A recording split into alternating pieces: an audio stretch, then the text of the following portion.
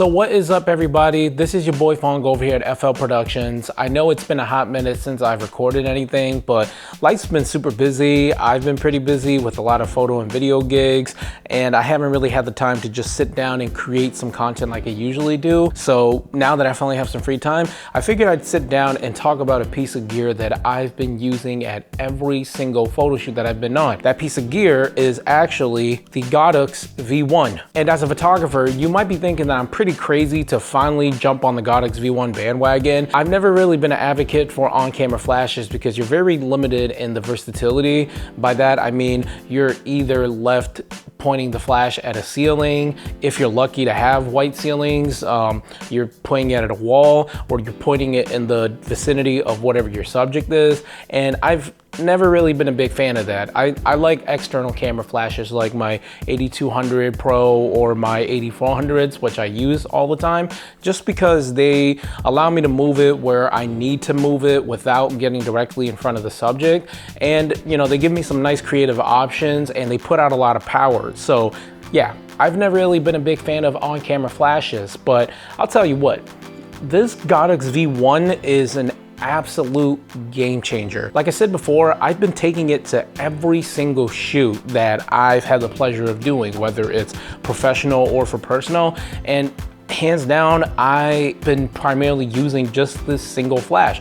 I'm very surprised at how much power it outputs and the versatility of it. For those of you that don't know, GODOX has two specific on-camera flashes that are very popular.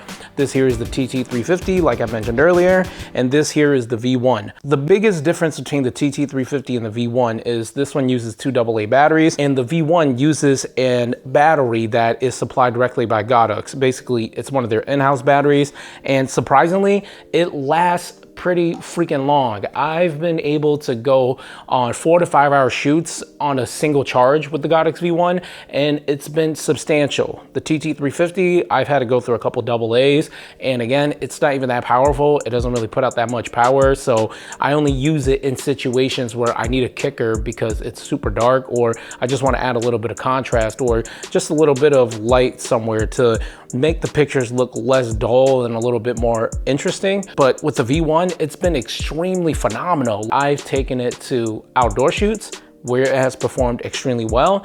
I've done indoor shoots with it and it's performed extremely well. And like I've mentioned, there's a lot of situations where I would use the V1 by itself and it produces substantial pictures. This video in particular is going to be more of a quick highlight of real-time usage. I'm not really one to go off of spec sheets. I feel like a lot of videos already provide that type of content.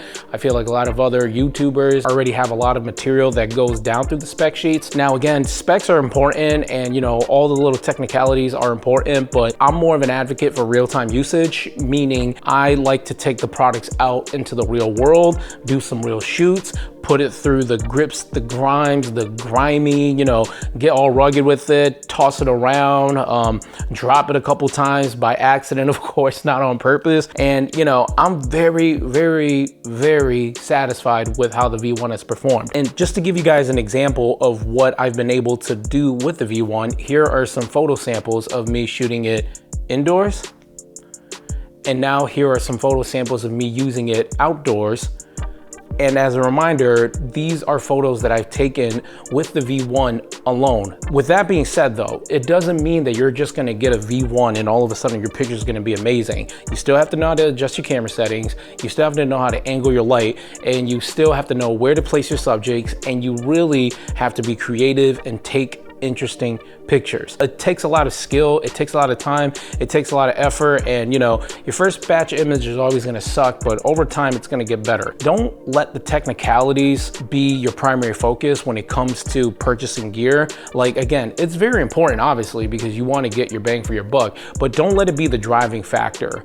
Don't sleep on a camera flash like this the way I did just because you read a spec sheet and was just like, oh, it only puts out like 96 watts of power. That's not enough. That was my mentality, and it was not the greatest mentality to have because at the end of the day, having a flash like the V1 here is extremely convenient just because it's very compact. You can literally put it in your bag, take it on the go, and pull it out and start using it right away. Versus something like the 8200 Pro, which is a small and compact external camera flash, but you still have to bring a light stand for it. You still have to bring possible soft boxes for it. That's just stuff that eats up a lot of real estate. I just don't feel like lugging around the light stand everywhere. I made a video with the 8200 Pro in its real-time usage showing all the stuff that I was lugging around, and as light as it is, it's still things that I have to lug around versus a V1 where, like I said, you literally just pack this, put it right on top of your camera, attach, and then you start shooting right away, and it puts out a lot of power. When you're shooting outdoors with it, this is not gonna be one of those flashes that like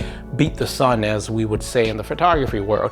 It literally is like a kicker light. It gives you a little bit of extra light where you need it. It's not gonna outbeat the sun. It's just another tool for you to create more creative pictures, for a better lack of words. And now I know I've been praising the heck out of this V1, so you're probably wondering what are some down factors to it. There's honestly not that many down factors. The only complaint I would say that would even be worth complaining about is when you look at the TT350 and you look at the V1, there is a substantial size difference. It's not major, but there still is, and there is a weight difference. The TT350 is a much lighter on-camera flash versus the V1 where it's a little bit heavier. When you put it on your camera, it's just gonna add a little bit extra weight, but honestly, I'll take a little bit of extra weight for it, for the power that the V1 is giving me versus this old TT350 where I literally was not proud of a lot of pictures I took with this, and I seldom used it unless it was extremely vital. Now, if you made it this far in the video, you're probably going to be disappointed that I did not go through all the spec sheets. And again,